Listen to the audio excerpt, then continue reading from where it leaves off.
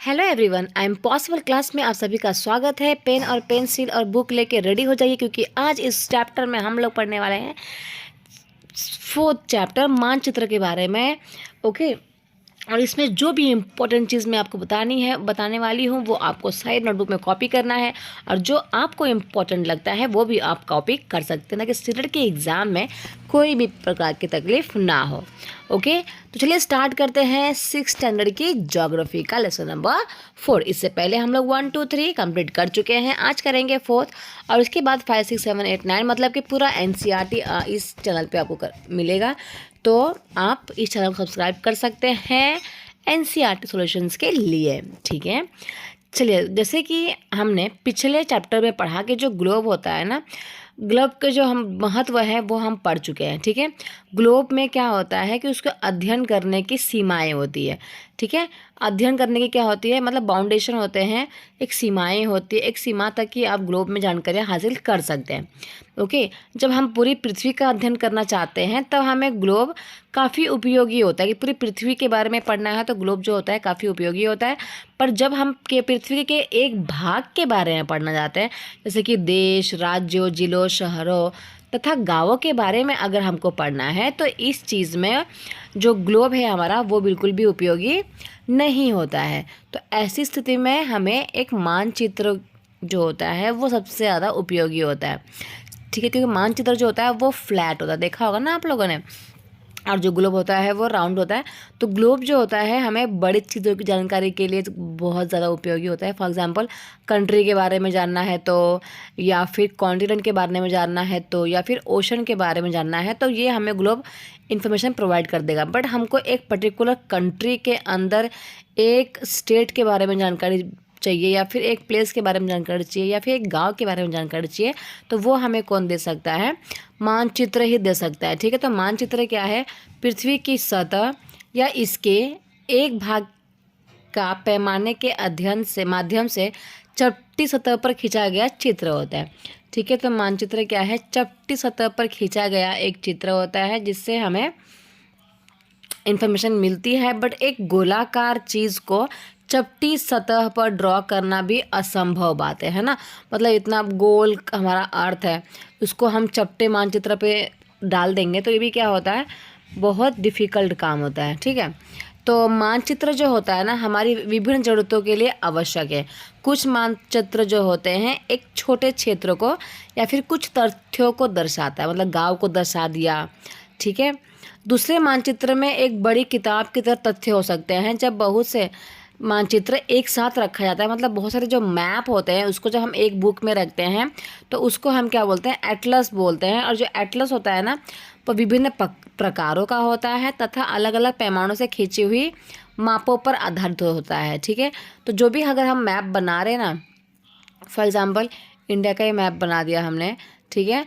तो गुजरात से लेकर यहाँ पर मध्य प्रदेश की दूरी कितनी है वो एकदम एग्जैक्ट नाप कर ही बनाया जाता है, ठीक है ना, अपने मन से नहीं बनाया जाता। मानचित्र से एक ग्लोब की अपेक्षा हमें ज़्यादा जानकारी प्राप्त होती है। मानचित्र जो होते हैं विभिन्न प्रकार के होते हैं जिनमें से कुछ नीचे दिए गए हैं, ठीक है। तो यहाँ पे देखो क्वेश्चन क्या आया था लास्ट टाइम, मानचित्र के बारे में, मतलब मैप के बारे में कौन सी चीज़ गलत है, ठीक है। तो कौन सी चीज़ गलत कब पता चलेगी, जब आपको पता रहेगा कौन सी चीज़ सही है। तो मानचित्र जो होता है वो फ्लैट होता है। मानचित्र में हमें ज़्यादा इन्फॉर्मेशन हमें मिलती है, ज़्यादा तथ्य मिल सकते हैं, ठीक है। और अगर बहुत सारे मानचित्र एक साथ में होते हैं तो उसे हम एटलस बोलते हैं। तो ये पता होना चाहिए हम लोगों को, ठीक है। अब मानचित्र जो होते हैं यहाँ पे 3 प्रकार दिए हुए हैं, तीनों के बारे में हम लोग पढ़ लेते हैं, ठीक है। तो ये क्वेश्चन भी एग्जाम में आया हुआ है, भौतिक मानचित्र किसे कहते हैं।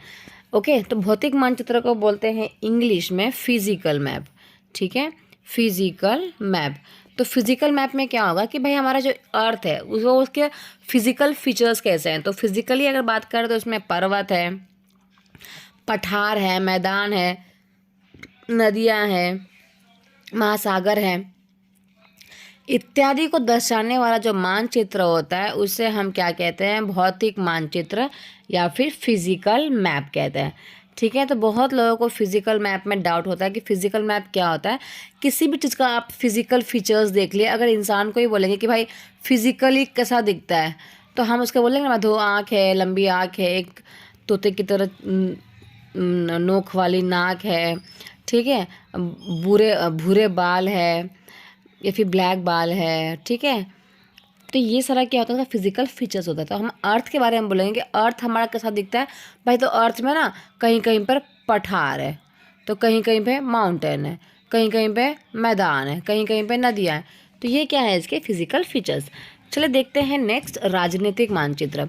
ठीक है। तो राजनीतिक मानचित्र में क्या होता है कि हमें किसी भी राज्य, किसी भी नगर, किसी भी शहर तथा किसी भी गांव और विश्व के विभिन्न देशों और राज्यों तथा उनकी सीमाओं को दर्शाने वाला जो मानचित्र होता है वो होता है हमारा राजनीतिक मानचित्र।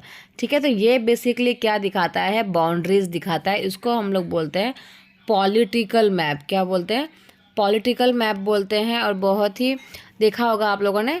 ठीक है। ये क्या करेगा, समझ लो इंडिया हमारा बन गया, इंडिया बन गया। अब यहाँ पे जो बाउंड्री है, यहाँ से पाकिस्तान वाली पूरी बाउंड्री, तो ये जो है फिजिकल मैप हो जाएगा। ये क्या हो जाएगा, हमारा पॉलिटिकल मैप। फिर यहाँ पे नेपाल, भूटान, ठीक है। तो इसी को क्या बोलते हैं, जो हमें सीमाओं के बारे में बताता है ना, सीमा के बारे में, बाउंड्रीज के बारे में, उसको हम बोलते हैं पॉलिटिकल मैप। चलिए नेक्स्ट जो आपका है वो है थीमेटिक मैप। ये थोड़ा सा एग्ज़ाम में देखने को बार बार नहीं मिलता है, बट फिजिकल मैप और पॉलिटिकल मैप तो बार बार एग्ज़ाम में आता है। तो थीमेटिक मैप जो है वो क्या प्रदान करते हैं, हमें एक विशेष प्रकार की जानकारी प्रदान करते हैं। ठीक है। जैसे कि सड़क मानचित्र या फिर वर्षा का मानचित्र, वन तथा उद्योगों आदि के वितरण दर्शाने वाले मानचित्र। ठीक है। ये सारे मैप्स उसमें होते हैं कि जो हमें सड़क के बारे में जानकारी देते हैं, वन के बारे में जानकारी देते हैं। इसे हम क्या कहते हैं, थीमेटिक मानचित्र कहते हैं। ठीक है। मानचित्र के 3 घटक है, दूरी, दिशा और प्रतीक। ये क्वेश्चन लाखों बार आ चुका है, वेरी वेरी इंपॉर्टेंट क्वेश्चन है। मानचित्र के घटक क्या है, मतलब घटक का मतलब क्या होता है, कंपोनेंट्स ऑफ मैप।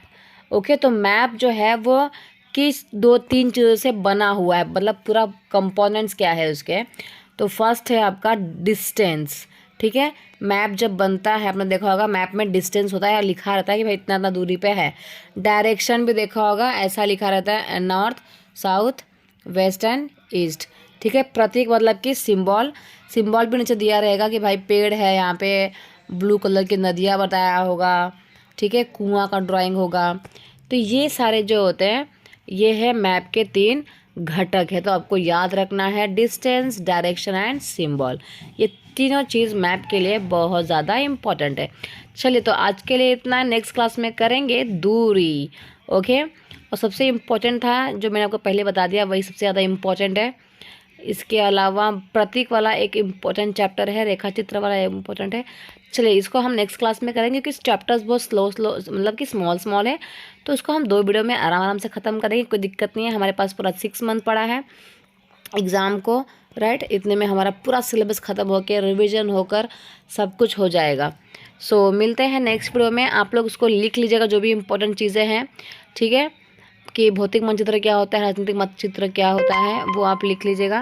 मिलते हैं नेक्स्ट क्लास में। Thank you so much everyone. Video अच्छी लगी चलो सब्सक्राइब कर लीजिएगा, लाइक कमेंट शेयर ज़रूर कीजिएगा।